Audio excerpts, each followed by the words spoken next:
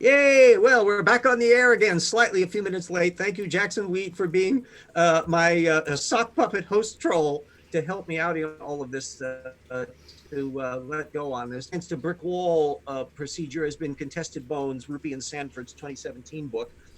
Very little on that this time because they just are continuing the same tropes about the KBS tough, the same source material. But the only one that I was able to find a linkage for is one of those rare examples where they actually brought up a creationist source, and they invoked Martin Lubenow. Back on the air again, slightly a few minutes late. Thank you, Jackson Wheat, for being when I'm checking my sock puppet host troll. This and building up the bibliography, I would see my little black bars in my reference spreadsheet showing that this was already cited by an anti-evolutionist.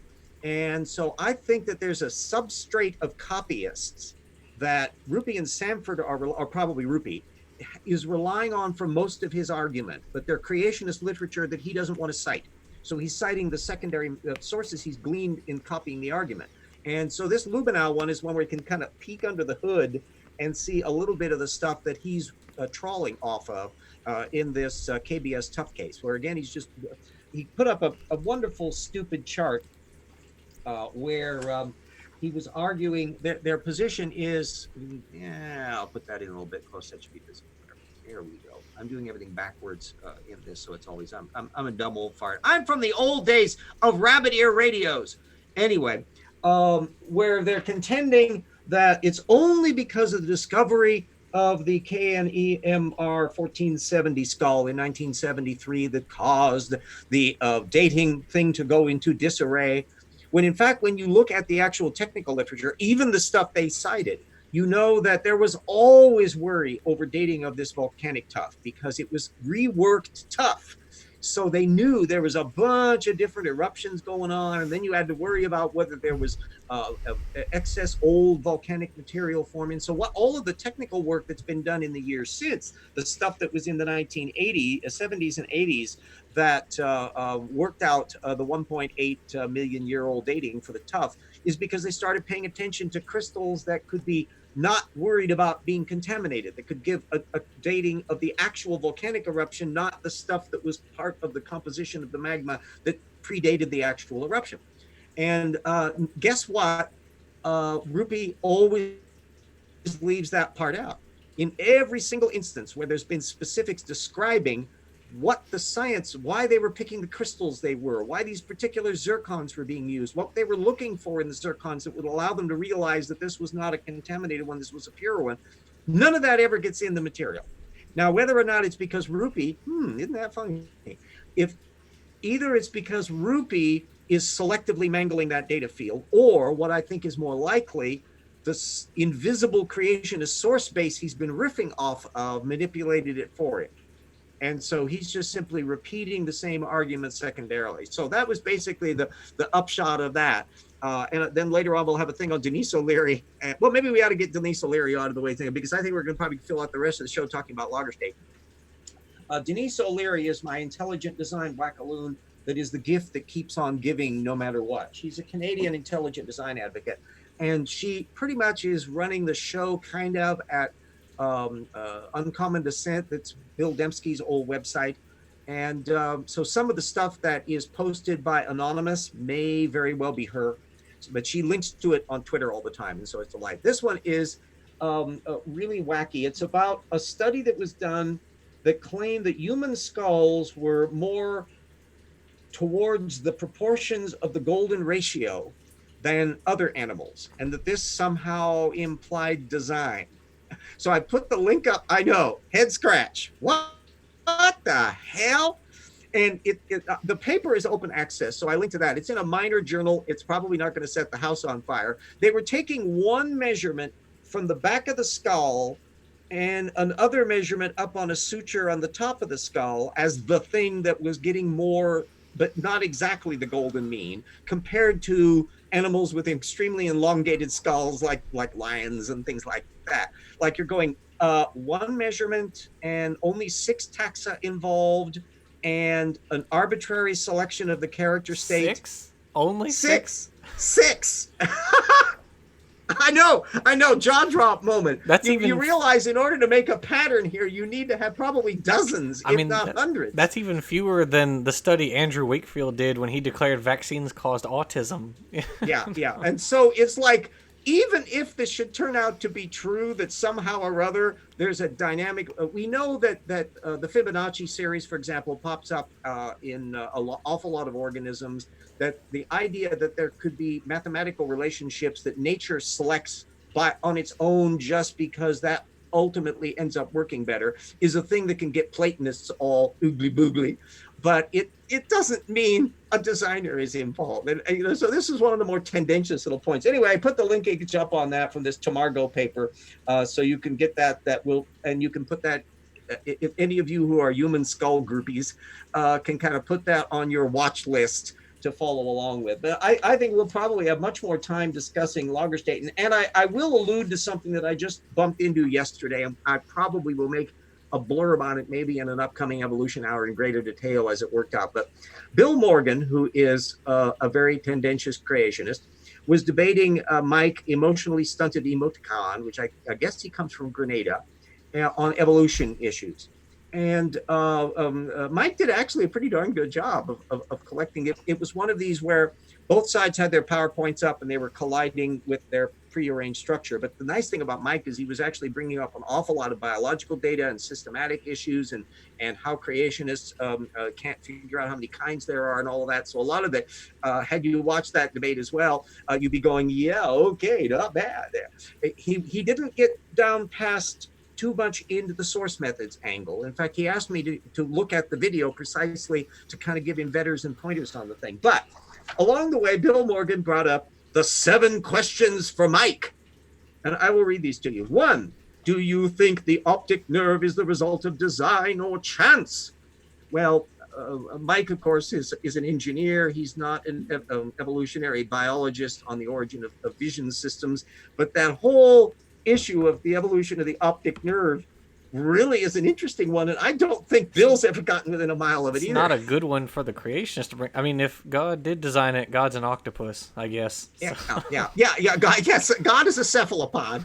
For those of you, this has to do with why the optic nerve goes the way it does, and not only that, the whole issue of brains and other stuff. Because Bill was reflecting a thing that you find ubiquitously in creationists: the idea that organisms that we see now, like us, all have to come together like the tornado in the junkyard, that you have to have the heart and the brain, circulatory system, you have to have the skin, you have to have all of these things all happening at once. I'm turning into Bernie Sanders. Anyway, there we go. The 1% of the brain and the 99% of the... but that's not how it works. Is that nervous systems, for example, predate brains. That there are connective systems in sensory modalities that we can find all across the biological frame. And the problem is, and as you know that from researching the Answers book, the creationists don't get close to that. They're way off. Even Menton and others who allegedly have some kind of interaction with biology are really way too far away from the data field on this one. So this is a fundamental core misconception that occurs in anti-evolutionism, and it'll occur across the board. You'll find it in intelligent designers just as much as wackaloo younger creationists.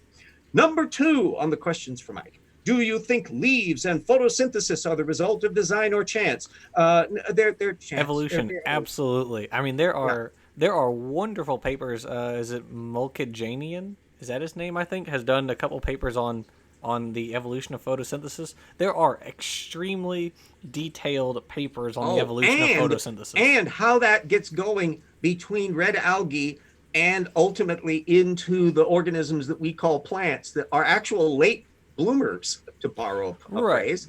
Yeah. Because you have the archaeoplastid lineage. You have a couple different supergroups of protists, and one is the archaeoplastids. And so within that, you have kind of the red algae, which are off first, and then you have the glaucophytes, and then you have the green plants, which are Viridiplantae. But the rhodophytes, the red algae, were actually taken in through a number of different endosymbiotic events into a different supergroup of protists called the chromists. And so they are using the photosynthesis system of the rhodophytes for themselves to make their own energy. Yeah, that tertiary endosymbiotic element pops up over and over again in there, and also in the plants, as you mentioned. And that's a whole area that is just so far removed from any of the expertise of anybody in the anti-evolution movement. Plus, none of them show the curiosity to find out about the damn stuff.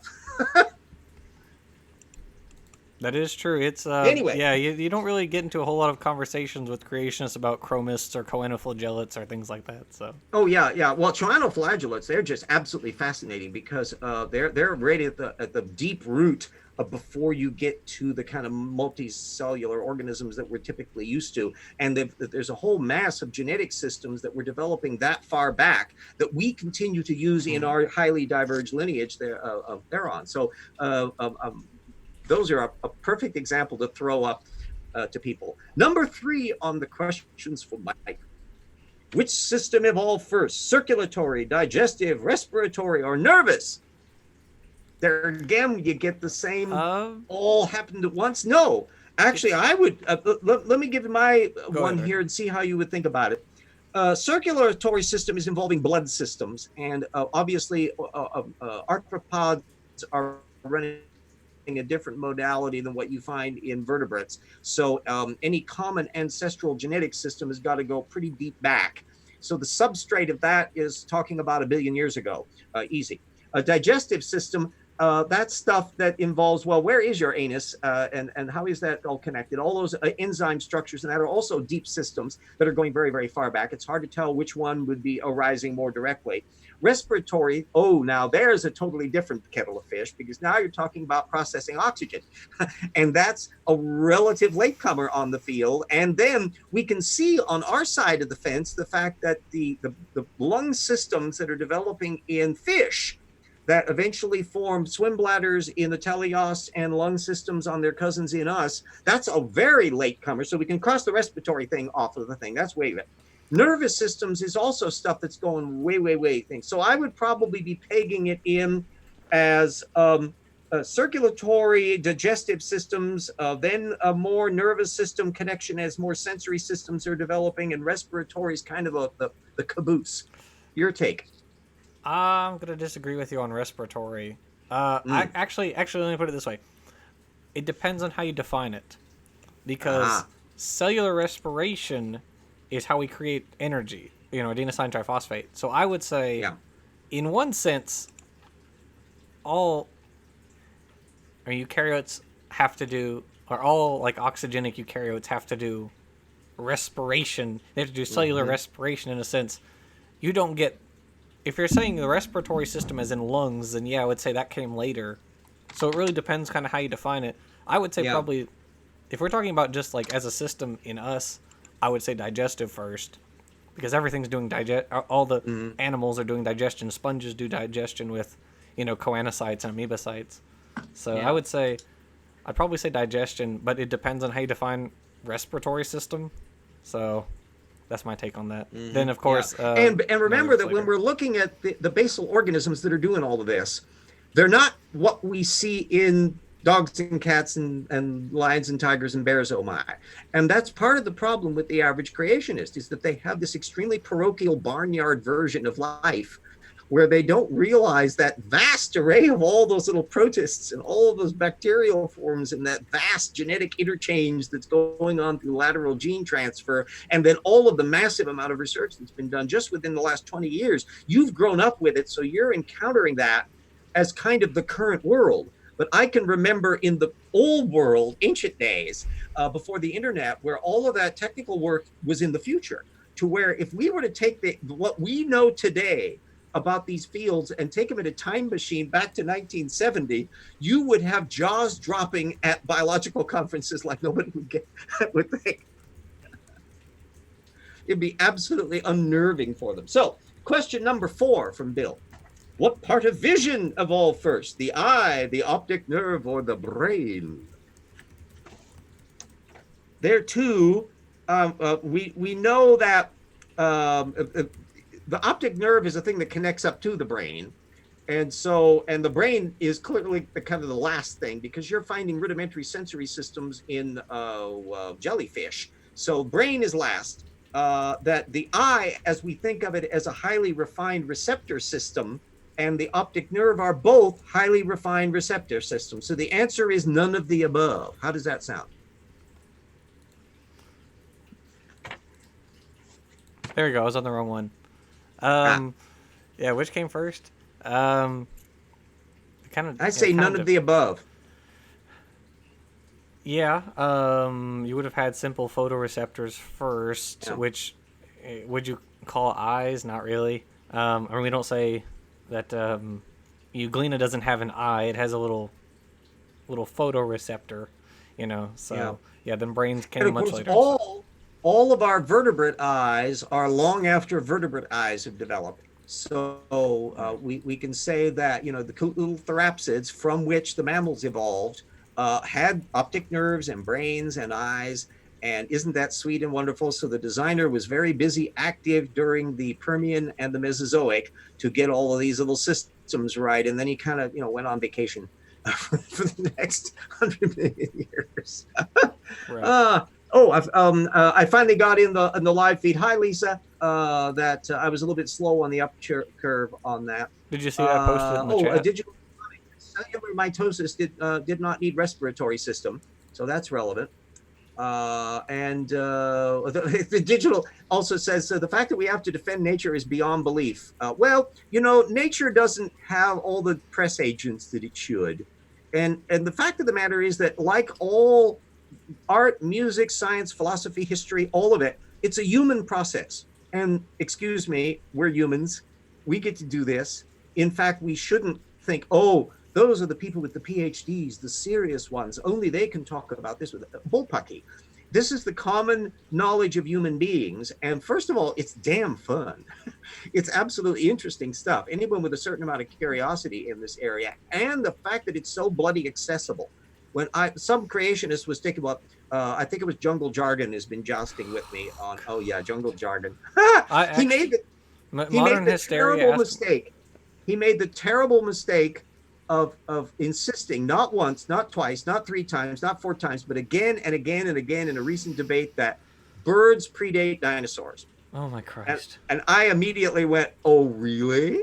Hey, Jungle, would you like to put a source up on that, little puppy? And he has evaded for good reason, because they didn't. Modern Day Hysteria asked me the other day, he said, hey, debater dropped out. Would you like to debate Jungle Jargon? I said, heck no. Oh, he offered it to me too, but I got up late enough. Oh, I was perfectly willing to do it. No. I was perfectly happy. I because he would have to shut up during his spiel, and then I would get to have my say and so forth and so on. So I was opening in on it. But no. I know. Insane as Niff. I don't have time to waste on those idiots. But in an organized debate format, the insanity has to stop when they shut up.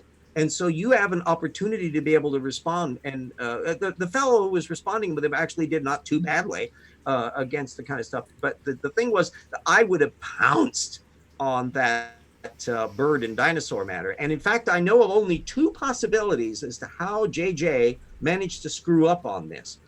You know the one, because you were the one that brought it up. With the bird footprints? Asking me about it was, well, that's the other one, yeah. Okay. Proto-Avis is the first one.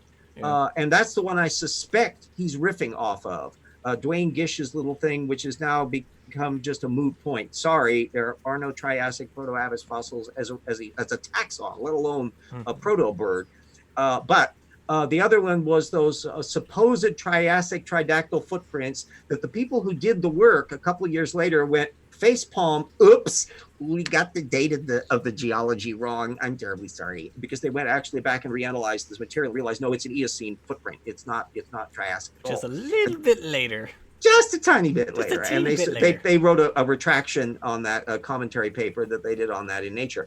Lisa says to me, if we're designed, why do we use 2 ATP just to make 3? That's inefficient. Oh, Nature doesn't care about efficiency. It only matters, does it work?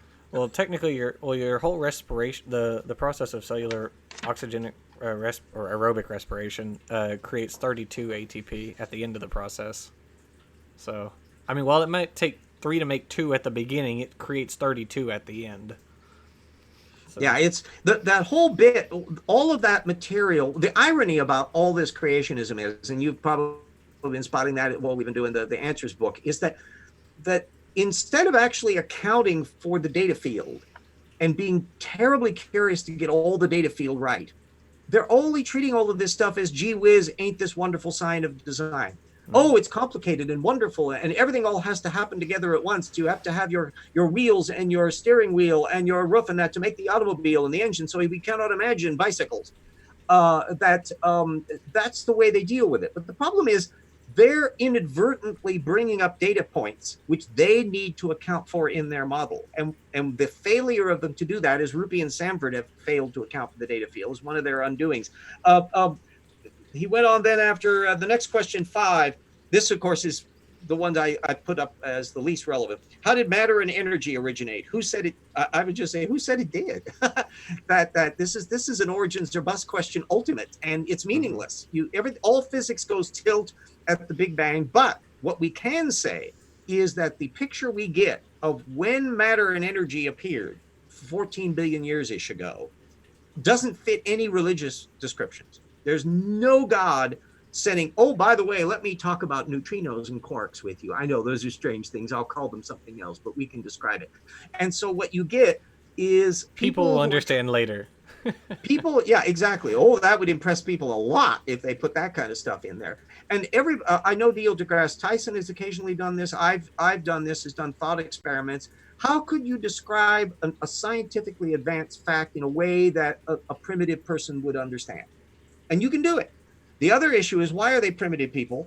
Why is God not saying, oh, by the way, you really need to worry about all the bacteria that I put into things, because if you eat this and that and do that, you're going to drop dead, and here's why. But why did you make them to begin with? You know, there's this substrate that what it looks like is people who don't know diddly squat are trying to make up stories that to account for what things they are. So they come up with flood stories, and they come up with Tower of Babel and all that kind of thing. And they're doing the best they can, given what they have available. But they don't have somebody who makes nebula for a living coming down and telling them what the facts are. I do. Oh, digital demon. Oh, sorry, go ahead. Oh, answers in deficit. It calls it. I like that. Anyway, go ahead. I was going to say, well, to be fair, the ancient Greeks did come up with the atom before. So they had a sort of understanding of an indivisibly tiny particle. So, And they're, given their lack of microscopes, they would just do conceptual matters. But this was all part of the fact that the Greeks were compulsively thinking about everything. So almost every imaginable idea, clever or stupid, you're going to get in the Greeks, because they were just thinking about all manners of stuff and all manners of philosophy and all that. That's why the Greeks still play an important part in our thrashing over ideas today, because anything that you have come up with, Plato and the Euthyphro dilemma that relates directly to discussions about whether morality can be designed by a god or not. What an interesting concept. Yes, indeed, it is. So we should do something on that eventually. We should think about that a little bit more. So the other last question, 6, how did life originate? My answer is naturally. It doesn't make the thrapses go away. And then 7, do you think humans have bacteria ancestors? And the answer is yeah. There's a real, there we go. Haven't got that out of the way. So let's ditch the stupid stuff. We can always deal with that in a later date. And let's move on to the absolutely exciting world of Lagerstatten. I've mentioned the term before. It's one of those that I had known about for years and years. When I read Stephen Jay Gould's Wonderful Life, he had a whole section on Lagerstatten in there. And at that point, it was just a weird word with an umlaut that you didn't really realize how pivotal it was to the understanding of a lot of stuff. But in fact, it's those mother lode deposits that, because they preserve the finer details of things to where you can see even down to the internal viscera in some elements of them. They're often squashed down into plates, but nevertheless, they're just like, wow, they're windows to the past that you don't get in the average thing where you just got the bone or a shady impression of something or a trace fossil. And it turns out that in the chapter that we're doing, Whitmore, the creationist, made the disastrous mistake of saying that it's commonly accepted that the Lagerstatten are formed in a catastrophe. By who? Yeah, in fact, by nobody. Because as we've been looking through all these Lagerstatten, None of them are attributed to a flood-style catastrophe. Not one. And Nope. and in fact, when we started to look at the details, you had picked up on a really obvious point about the fact that so many of them are associated with anoxic or dysoxic low oxygen conditions. That's a real common feature. In some cases, most of a particular period ones will be owing to that, because in low oxygen environments, the processes that allow things to chew everything up slow down or stop. And that's why an animal that might be swimming along and hitting a wave, a landslide that buries it down and slops it down to what is already anoxic conditions, means it's just going to kind of disintegrate and flatten, but there's not going to be the processes that would that clean away the whole thing. And you end up with these wonderful deposits. And so it also involves with how sulfur and sulfates are operating in these kind of conditions. There's a whole paleochemistry that they go into on this. Another term that I discovered that I hadn't been aware of before, and that Jackson wasn't aware of before, but I found out about it as I did more research, is plattenkalk. I'll type that into the field. I had not heard about this damn thing because I hadn't really paid too much attention to it. But it turns out this is referring to unusually fine lithographic limestone stuff that's so fine grained that you can use it for that kind of a purpose. And it turns out the Solnhofen, where the Archaeopteryxes are found in Germany, is a plattenkalk, and there's just a handful of those. They are formed, they can't form in anything other than unbelievably calm conditions as the sediment filters ever so gently into an anoxic lagoon, and all is calm and quiet and serene, and not a flood. It's not a global flood where you're imagining cataclysmic boulders and islands of coal forests and super glaciation and all of this funhouse light show that's supposedly going off in the flood. This is the opposite of the conditions of a plattenkalk. Yeah, big surprise. Yeah. And so I've learned an enormous amount about stuff. Not only that, some of the deposits are quite intriguing. I found out there were way more than I was familiar with. So I've got a list for the book of about 47 of them that ranges over all. You're running at, on average, about 10 or 20 million years per doodad. But when you actually look at the details, you find that they're not all spread out that evenly, that sometimes you get a blunk of them. There's a variety of them during the Cambrian, for example, in a relatively short time frame, usually equatorial.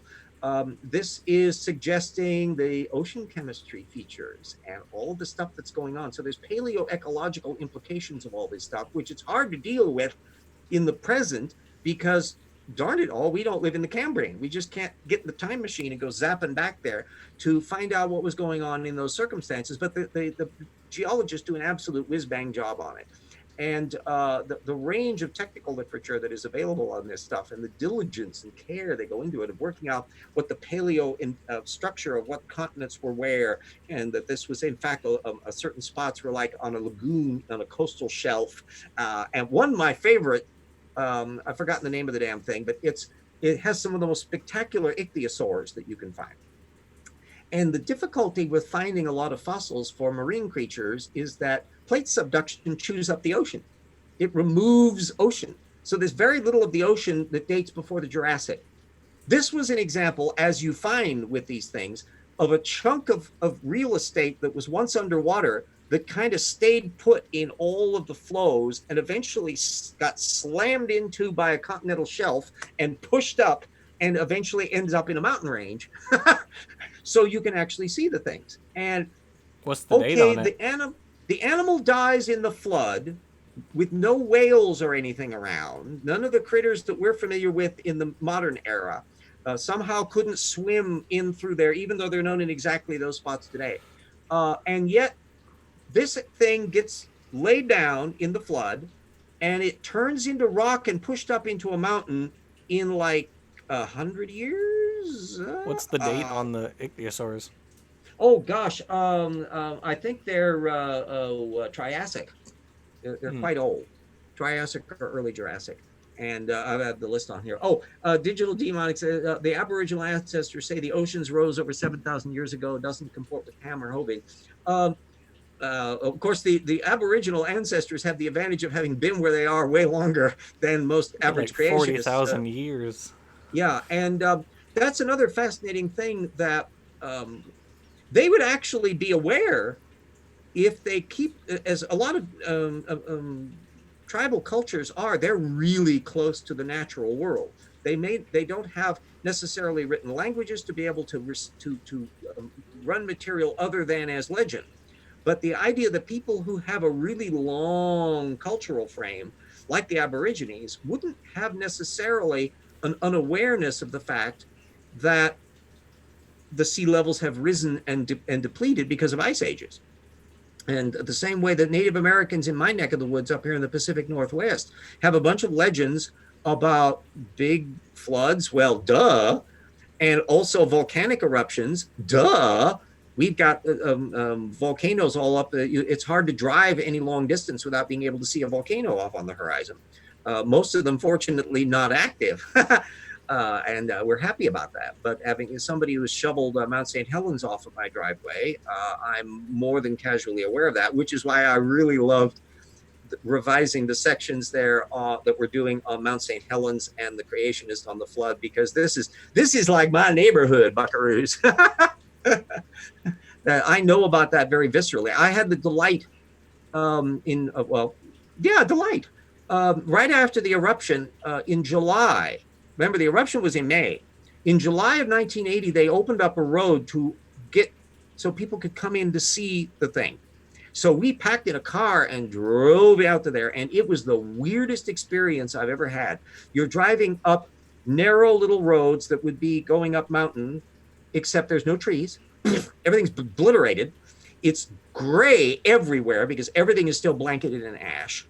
And you could get up into an area where you could get not really in to see the actual crater area, but you could see these masses of trees. And then, of course, you had to go a completely different direction. So this was all the way on the other side of the mountain to be able to get down to where the Toutle River was and the little Grand Canyon that existed for a while-ish.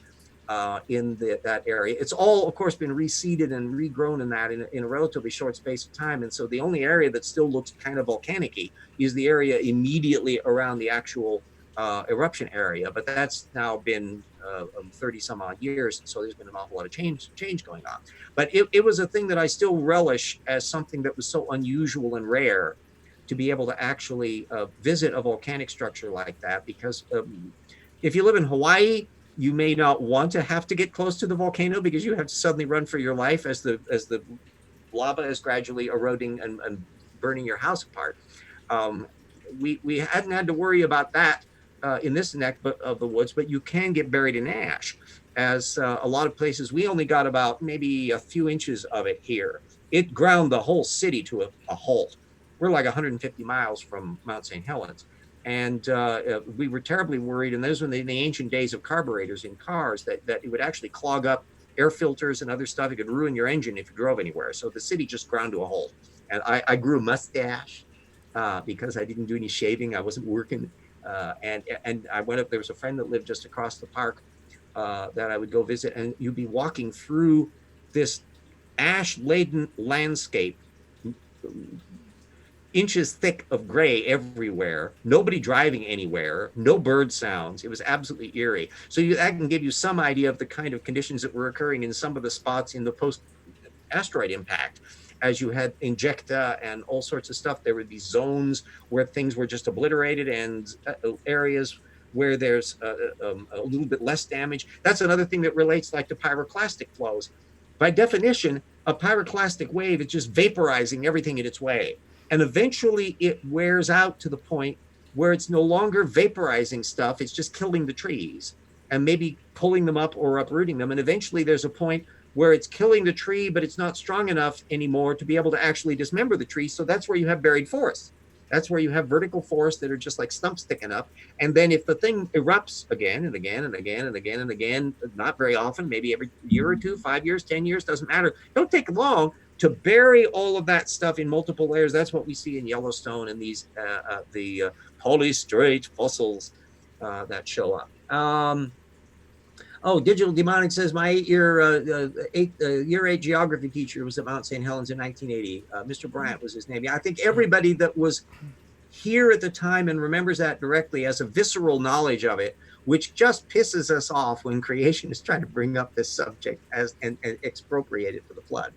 Ash weathers differently than stone. Oh boy, does it. For one thing, water turns it into like cement. You could not use a hose to clean that stuff off because you were just going to have it caked on. You had to shovel it.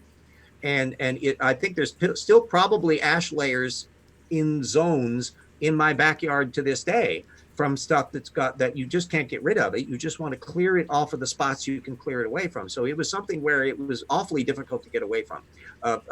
They were little glass-like particles. That's why they were worrying about the air cleaners and all of that. That's what is it called? Like ejecta or whatever. Yeah. No, it's and you've got multiple. Yeah. That's what's so fun. Another problem for creationists is that airborne volcanic ash isn't like the stuff that you see spewed out underwater under pressure. And so the kinds of volcanic forms that you get, pillow lava and that, which are underwater forms, and the stuff, the way it interacts with the amount of water content and what happens when it's at the surface, and whether you have ash blooms and how far that goes, that can only occur in an airborne environment. How can you get, we've mentioned this quite a bit of times in the new book, how can you get fossils, volcanic ash, fossil layer, volcanic ash, fossil layer, volcanic ash? You get that a lot in the fossil record. What did the spigot turn off? Flood, RJ, flood everywhere. Flood dry, flood dry, flood dry, flood dry. What is wrong with this picture? That's one of the... Often a technical paper will not mention volcanic ash even as a keyword. You may discover it, though, when you're walking down through the whole technical paper. That's why it's important to read the primary source literature. When you look at those stratigraphy charts that they'll have in there, take a look out for ash flows. And you can find them in the little guide down below, and you see the little squiggly crosshatches or whatever that they use to represent a volcanic ash. You may never have seen anything in the abstract or anything on it, but that in and of itself is evidence against flood. And every single technical paper where they do that, that's it. In your own local area, any places that have interbedded volcanic ash like that, if you live in a volcanic environment where that's not so much a problem with Louisiana, it is more of a thing out here in the West where we got an awful lot of volcanoes. There's a spot, a geologist pointed out that there's a location when you're driving on the Interstate 90 from Spokane to Seattle. There's a spot where you pass a thing and there's a bunch of white dirt that looks not almost as white as the White Cliffs of Dover. And he says, when you're looking at that, you're looking at the eruption of an Oregon volcano like 40,000 years ago, very specific stuff that blanketed the area, and the stuff is still left there, and it was cut through when they were cutting through for the interstate. Oh, RJ, you passed half the show. Oh, we're at the oh, yes. Oh, indeed. There. Oh, good gravy. I do gibber on. Let me thank all of our patrons for the program. I don't have the visual to put up, but I will thank everybody. Our colleagues, Hendril and Eric Rowley and Suris, our researchers, Travis Adams and Convert Me and Eat Meal, and Ralph McFadden and Pelagia and Benjamin Simpson and Ugly German Truths. Our assistant researchers, Mike Apple and Duranko and James Fitzwater and Totus Rial. Our friends, Daniel and Stephen Bauman and Marigale Beddoes and Insects Are Cool and Morton Nielsen and Buffalophagus and Bo Hobo Rasmussen and Staggles and Alex Stone and Paul Williams, and also our legacy patrons who have been able to help over the years, but have had to beg off more recently. Jen B, Jody and John Buchan and Keith Carden and Andrew DeWitt and Dire Wolf and Yui Furmanik and Mona Hayford and Brad Johnson and Daniel Johnson and Dana and Sun Sky Stone and Everett Vincent and Stuart Weiss Bloom and Zeshi. Every one of you, I appreciate enormously. It's the difference between having a panic attack at the beginning of the month or being able to be less panicky attack in terms of support. If you think this is worthwhile to do, you don't have to up your thing, but tell others about the project. Say, hey, if you got $1 to spare a month, throw it at RJ. The more people, the merrier on here, because it's that crowd support that's extremely valuable. So it means that I'm able to continue to do the work. I'm able to not have to worry about paying bill or eating, or do I get ink or paper or all that little fiddly bit stuff. And I can continue to with the research that needs to be done, because it's an ongoing process. I'm still at baby step level. I know that the TIP website eventually is going to have to be taken over by somebody other than me. That it's going to have to be a seed corn that will continue on as an active operation that's more smartphone friendly. So there needs to be restructured radically. There's a whole bunch of stuff. So anybody out there that wants to take on a wonderful project and not get paid for it, and do as a volunteer thing together and keep up at it. Doesn't have to be just one person. There are a bunch of people who know about computers, they know about websites, they know about all that thing about how to restructure things. They're good at, they want to do research and coordinate material, and to help out. And obviously, if you live near Spokane, Washington, even better, do that in person. But that's ultimately the goal. I don't anticipate anybody doing that right off the bat, but I'm not going to be around forever. And there are too many examples of people who have done wonderful things and then they die in car crashes, or they have seizures and are off the frame, and the things they were going to do didn't happen because they're no longer there to do it. I think as much as I enjoy being a one-man band, I think it's been wonderful for me to partner up with Jackson on these books, because here we are bettering our game, and we're also generating things that are going to be out there even after we're gone. And the more that we can keep at doing that, the better. So there's a lot to be done. There's an awful lot of wooists still out there. They're not going to go away. They're going to still be wooists. But the evidence that you can deal with to combat them is also there. And I want to get more and more people engaged in that, so that we can do the best that we can do in terms of the game, to where we don't have to rely on some 1990s Talk Origin website as our ammunition on evolution matters, that we can be familiar with the current cutting edge science work, so that we have so many anvils available to drop on people's heads that nobody will want to engage on this matter because they're going to be in terrible trouble. So, Brian Stevens put up a thing. CW has a YouTube miniseries on Washington geology for non-geologists. I bet that's exactly the person that I'm thinking of on that. I can never remember the guy's name. He's looks like he's about in his 40s, very amiable fellow, and he does. God, I can't think of a brain fart on this because I only catch them occasionally. They're also shown on local public broadcasting. Idaho Broadcasting, for example, often uses them as fill because typically they're only like 5 minutes, 10 minutes long, so they're really comfortable to watch. But they're beautifully descriptive. They're always done with location shooting, and so follow up on all that. Yeah, there's always treat the YouTube and Wikipedia structure as springboards. They're not the destination, they're a doorway that can show you things. And every one of those ones, even if they don't provide direct sources, you can Google right down when they mention the place, they mention particular geologists, they mention particular features, and you can Google all of that stuff. And you can connect up with, in relatively short time, like with plattenkalks, that are things that get you much deeper into the geology aspect, or in any topic. You don't need to be a universal scholar. I'm an old fart with a lot of time on my hands, so I've been able to assemble a broad range of areas, and master of none. But everybody can take a thing that they really like a lot. And Jackson, for example, as it can rattle off material on biology. I've been really interested in paleontology over the years, so I've tended to focus in on an awful lot of that. And dinosaurs are a topic that any creationist that brings that up around me is in for trouble, because I love dinosaurs and I don't have to be prodded to study dinosaurs and read up about them. It's not because I'm going after creationists on them. I just love dinosaurs. Speaking of dinosaurs, ooh, yes. Interesting recent paper, although it may turn out to be false, has grouped this weird bird, which was only known, or it was thought it might be a bird. It's called Gargantuavis. Oh. It was only known from South America, but there has now been a specimen found in Europe, which one paper says actually might be a theropod, a non-avian theropod Yeah, dinosaur. yeah, Which yeah. That one's a brand new one. That's just it's. I don't think it's even been fully published yet. I've seen the release on it, so it's going to I appear. did So it's look. one of those. Ooh, we're going to It have to looks be following very up on that. interesting, and while I really like the idea, I don't think it's going to turn out to be Hmm. true because paleontologist Andrea, however you pronounce his name, Cau. It's his last name is Cau Co. Oh yeah. He has already done an analysis of the fossils, and it doesn't seem to be grouping together in his analysis.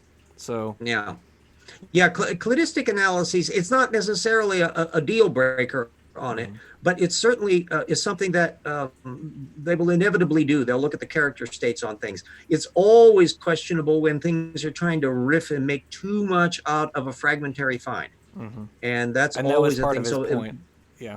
yeah, that there's when you think about any individual organisms and how much its body can vary in any one of its parts, and then you start thinking about that the next thing up in the genus and then up into family and farther up the taxonomical scale, and imagine how much variation can take place when you're just getting a bone, or worse, a segment of a bone, and you're trying to extrapolate from that, even though you may have gotten the ballpark right as to what group of organisms it is, but then trying to make fine-tuning adjustments on it on that fragmentary basis. It's not that once in a while people make really great finds that way, but boy, let the dust settle on these things I first. mean, it would be super interesting, Things. I think, if Gargantuavis and Balar actually do group as their own little side branch of theropods, kind of like Yiki and the other one, They're Ambopteryx. still talking though. It's still a Mesozoic critter, isn't it?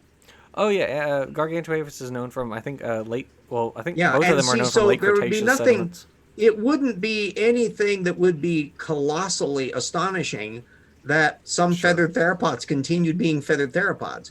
I don't think for a moment that feathered theropods just all their feathers dropped off Well, like sure. a Christmas turkey Well, sure. at the moment that the But I birds are mean, developing. it's And the interesting. fact that Yeah. we've already found so many groups of feathered critters in here, including ones with membranes, that you've got there's a lost world of flappy variety going on and feathered variety that we're just getting snapshots of. We know Right. that feathers were probably much more broadly ranged, although the idea that every dinosaur, every theropod was just covered with feathers is no, they needn't have been that way. And I think as the evidence continues to accumulate over time, I think the picture that will probably emerge, here's my downward prophecy, is that most of the feather elements that are going on in adult forms in those non-avian theropods are sexual display.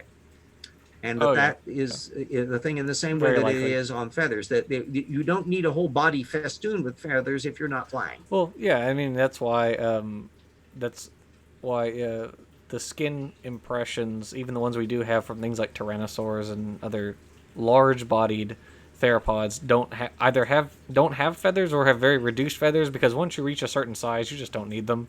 That's why Oh, sauropods. I see, to borrow the dear lamented sigh, I see a naked person in our thing. Emotionally stunted emoticon, I got to give you a wrench. Let's see. I do think it's interesting because this was our Gargantuavis was not only considered a bird, it was considered like a group with a bird within another more advanced group Yeah. of birds, and so it's kind of interesting that it is jumping in this analysis from this more advanced bird to just Yeah, completely out and of it bears birds. on evolution issues because remember, Alan Fiducia is always screaming bloody murder that if it's got feathers on it, it's got to be a flightless bird. And it can't be anything other than that. Yeah, So this fits in with that big emotionally Nanotyrannus stunted is a emoticon. flightless bird. Yeah. I've given him a, at least I thought I did. Uh, Come on there. Or did you mute him? Moderator. Yep. He should be a moderator. He should. So if he does stuff, he should have a wrench. He was the one that debated our fellow Mike there. That and I would like to compliment him on the fact that he did a pretty damn good job. I would say that in terms of the structure of the what he did in the debate, he should probably have edited some of the presentation down to be a little tighter. What you want to have in a debate context is especially if you're not going first, you want to be able to get your points across efficiently and have time left over and a structure to be able to improvise and respond in your initial presentation to what the idiot has just said in their creationist one. And so improv theater is a great factor in that. I had the delight with Kent Hovind that the idiot let me go first, but I have also gone second. And you need to be able to deal with that kind of a context. Going first means that you can present your argument full bore. I love the fact that you went into some of the creationist sources. He was mentioning Sanford and Tompkins. Tompkins, I mentioned that, to where he was paying more attention to the creationist source base than Bill Morgan was, who didn't discuss any of his source base. And that was an important point. That was the one area that was a lapse, is that from a source methods direction, you want to pin down the person, in this case it was Bill Morgan, to find out where he's getting his information from. And so especially if he can make a stupid statement where they're directly making a counterfactual claim, or they're having to deal with a matter that they don't normally deal with, that's where in the exchange you want to be able to bring that out. So when I'm doing a program where I am coming in second, I'm taking notes as to the major points that I want to be able to respond, and then you figure out how to improv your presentation. That's why a PowerPoint can be useful, but it can also be too much of a constraint because you're dependent on that. And in the worst cases, Casey Luskin was just hilarious when I saw him actually live. He had a thing where he was going on about the Cambrian explosion and all that. He had 20 minutes to do a show, and he had an hour-long PowerPoint. And so he literally was reaching the point where he's running out of time, and he goes, well, okay, I got to skip past that. No, that shows laziness, because no, you find out what your time frame is, and you tailor your presentation to that time frame with a little bit of wiggle room to boot. Yep. And that gives you things doing you, and then you rehearse the bejabbers out of it so you can present it very smoothly and efficiently, so that then you can not have to gear shift uncomfortably when you deal with that other aspect. Yeah, he writes, emotionally stunted Demonicon writes, my presentation was made to tackle arguments he made from his websites. That's what we did when we, I had a debate against Standing for Truth back in the day. Haven't heard from him in a while. But he's always promising to do more. Right. So in my debate, we did kind of a broad opening statement, but then for the rebuttal, we had pre-addressed all of his points in the rebuttal. We wrote the rebuttal in advance because we know, because if they're a one-trick pony like Standing is, then you can write your rebuttal in advance, and it looks so much cooler, when you go, oh, I prepared my rebuttal in advance because I already knew all the points it was going to make. Bill Ludlow did the same thing with Kent Hovind, and you were exactly right, Stunted, to do that approach with him. And you, if anything, you should have been more direct in pointing out, here is where Morgan was relying on this source, and this source has head up ass, and here's why. So that you can cut back a little bit on the structural material. Cladistic material was extremely interesting, but probably could have been trimmed down and tightened so that you can hit home on those important matters of the bad source base of your creationist. And also the other point is to have as many links as possible to the material in question. I kind of did a maneuver when I did my Kent Hovind debate, because I had already slid into Kent Hovind in one of my own evolution hours. So all I needed to do was have him put the link up to my video, and then I could say all the sources you need are in that video. So that saves all of that rigmarole on that. So there's a bunch of little maneuvers that you can do. The main point is to spur people to do their own fact checking. I love the fact that Emoticon, he's in Grenada, and he has just gone through the regular educational system in there, and yet it's amazing what he's been able to do very effectively with the resources that are available online. Which that's the neat thing about living in the 21st century, is you're not restricted in a way that I was when I was his age back in the 1960s and 70s, where you had to physically go to a library and physically get to the book and physically photocopy the article. And this was not easy. And you couldn't Google material. You couldn't find stuff where you would be able to find out where the cutting edge literature is. You didn't have websites from universities telling you the major researchers. You couldn't research the people involved because there was no internet. So all of these wonderful tools, yes, I give you thumbs up, emoticon, on the presentation you did. And then there's, you can, the factor, I don't know whether you've had like theatrical experience or public speaking issues. And that's one of the things that has served me extremely well.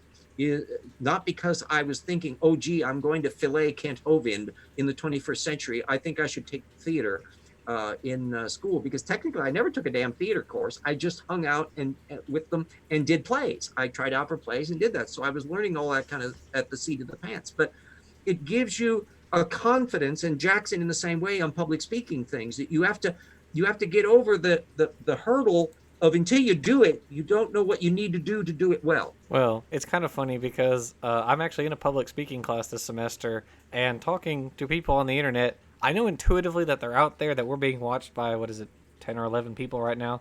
I understand that intuitively, but it doesn't feel like it in the same way. And so when in my public speaking class, I had to get up there in front of 20 people, even though I know, I've done a presentation in front of more than 20 people. I can see all of them, and I start to kind of and that's the thing that you could get over by getting over it. Emoticon brings up the fact that he came in a background of agricultural material, which he says is actually evolution. Yeah, oh yeah. And those plants, all of that stuff. In fact, plants are so neat because they track back all the way into the algae. And so when you start looking at the genetic systems and the fact that they do polyploidy, they do gene shuffling and things on a scale that we vertebrates are boring. Yeah, plants are very interesting.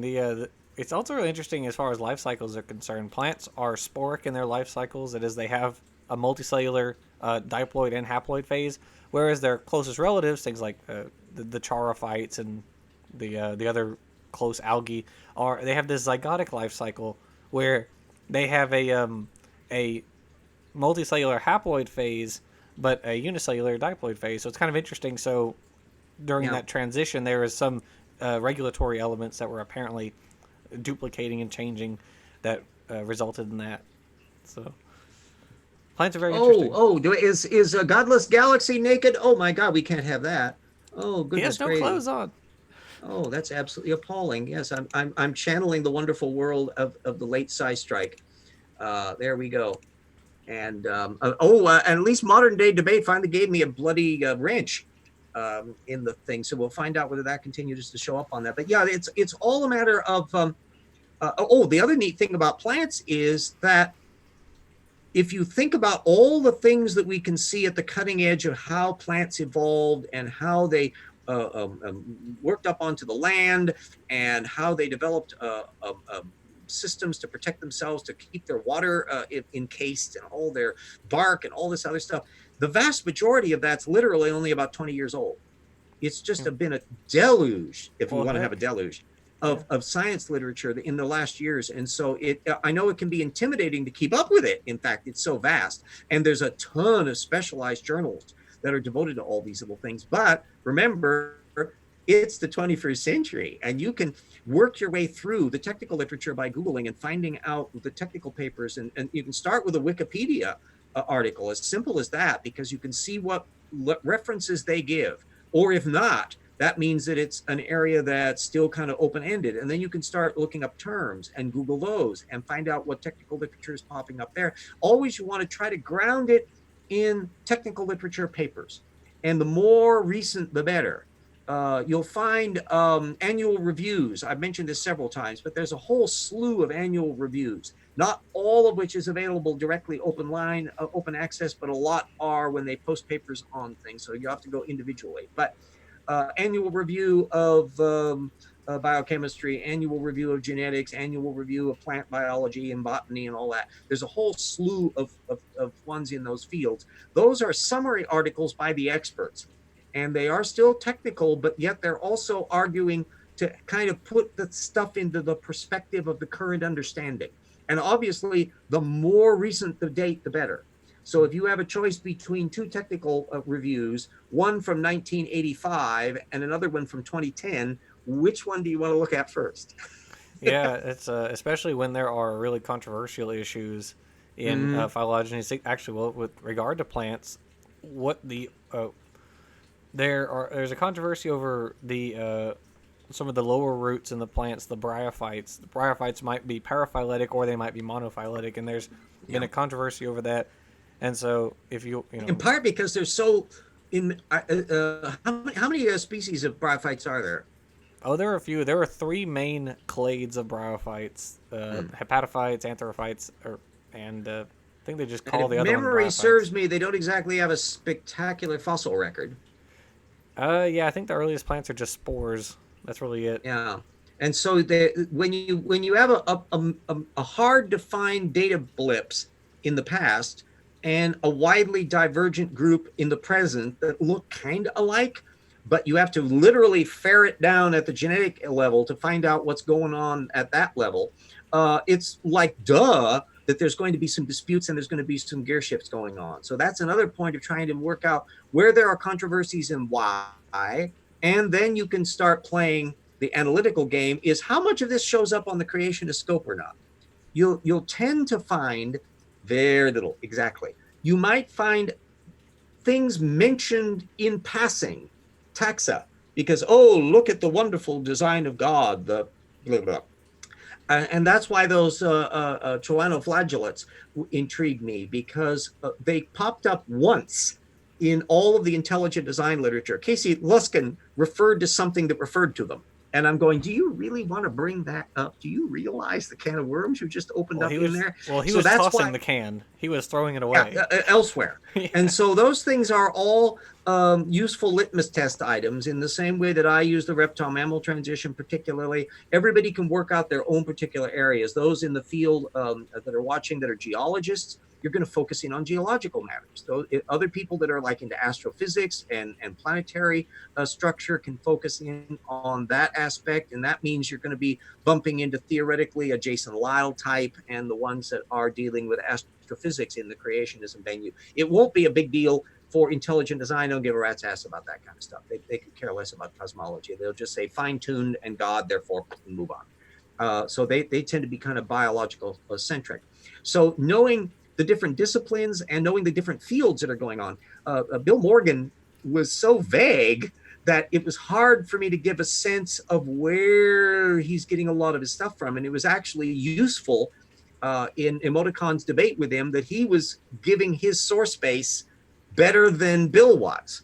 And that's an area that I want everybody to get much more honed in on, because that source methods game is a game they can't play. Oh, just today, a creationist made in Twitter declared, somebody was asking him a source methods question.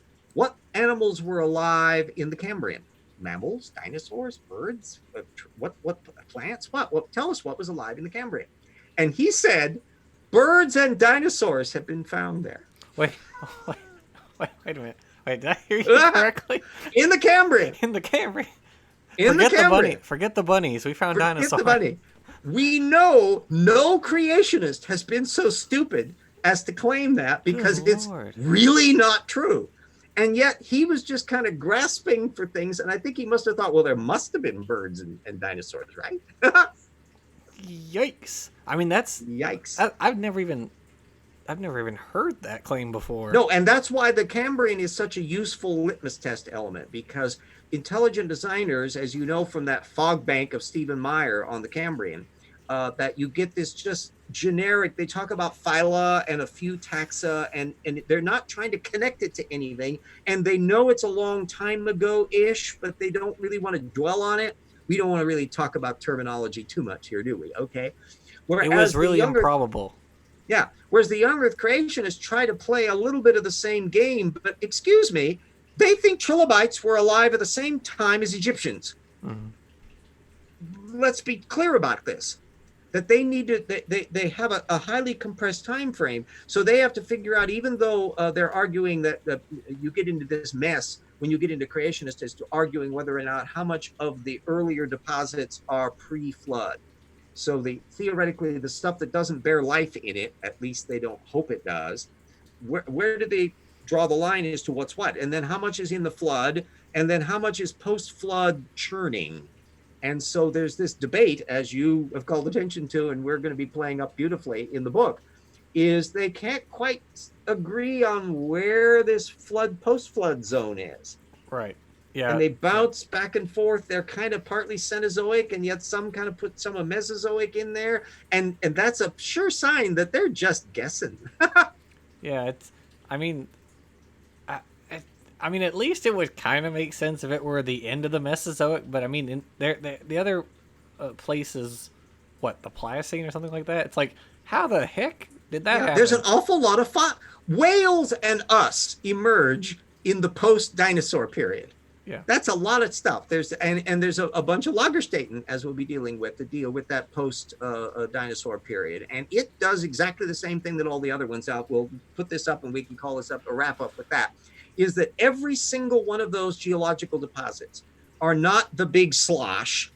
They are slices of time that reflect on the paleoecology that existed in the world at that time.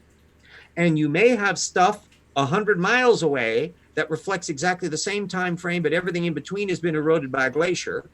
Or you may actually find this is a unique little environment. In a lot of these cases, some of those fabulous Lagerstatten are such that they have a bunch of blips on the scope, and they discover that there's highly restricted ecosystems in one spot as opposed to another. That's instantly giving you reflections as to how much evolution is going on in the blips you don't have, because you don't have the time slices for that.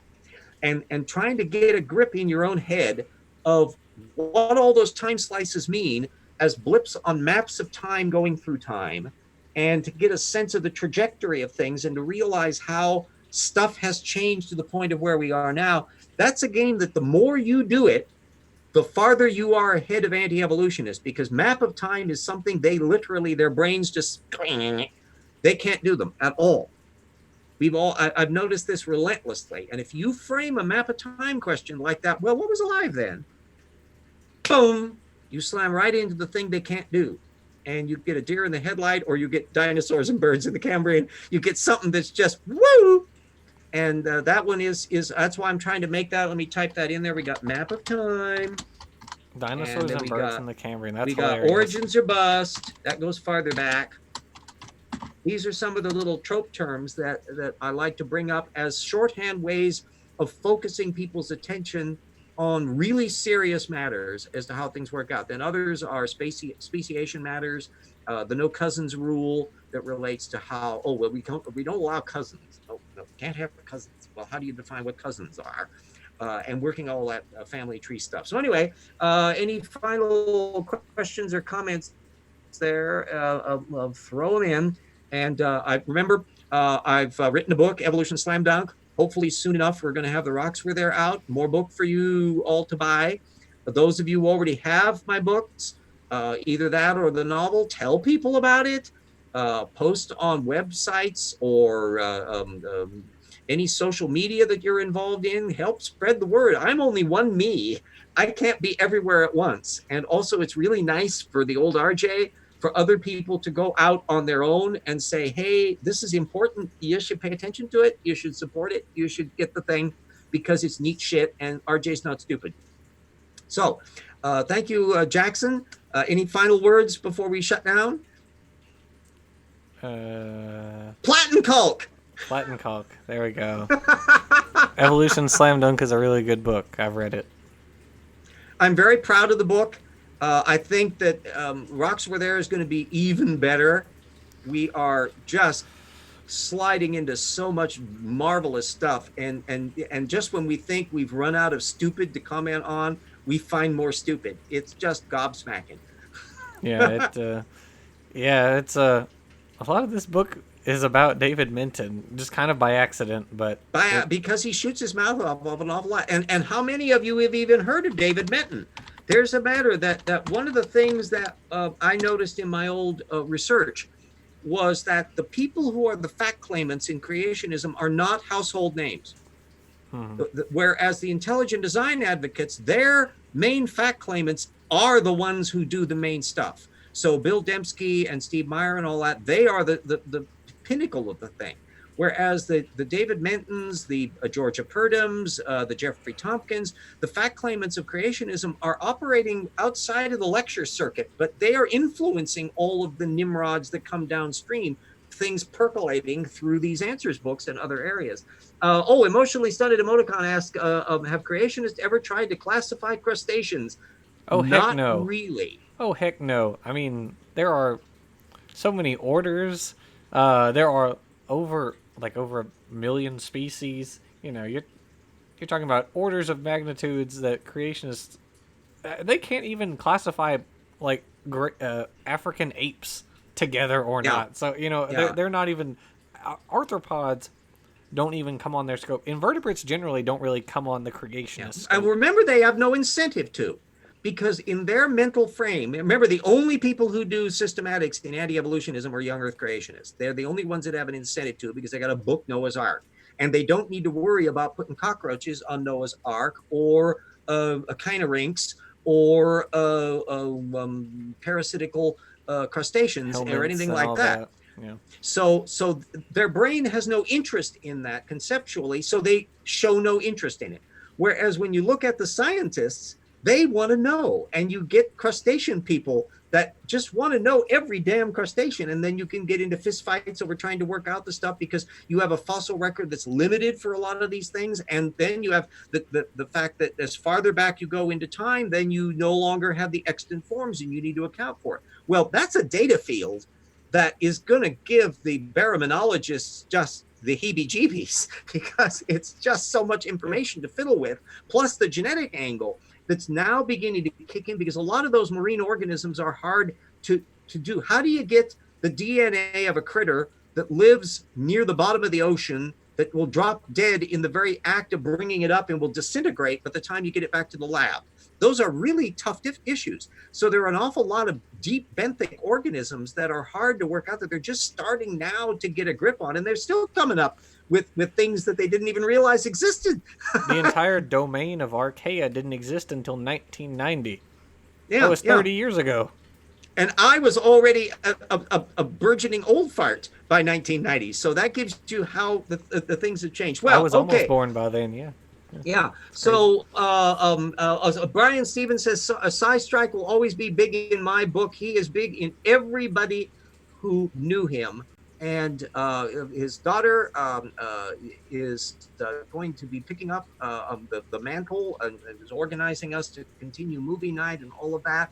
And I can say that I am honored to have, I wish only that I could have met him in person, but he always made you feel better and wonderful and welcome. And his boundless enthusiasm and curiosity and the pug were things that I absolutely delight in. And he's the reason why I'm doing these videos, because he inspires people to do better. And so the whole point of that is the spirit of Psy Strike must not only live on, but thrive and flourish to the point where there are not a few dozen Psy Strikes, but there are millions of us all over the world, and we will never give up being curious and fascinated with the truth and standing up for the truth. And when an idiot says something that's claptrap wrong, like dinosaurs and birds in the Cambrian, we have the knowledge to be able to drop an anvil on them, and they're not going to want to pick their head up and say such things again in front of us. So there we go. Thank you all. See you next week, and help out the project, and help out everybody you can. All right, killing the stream.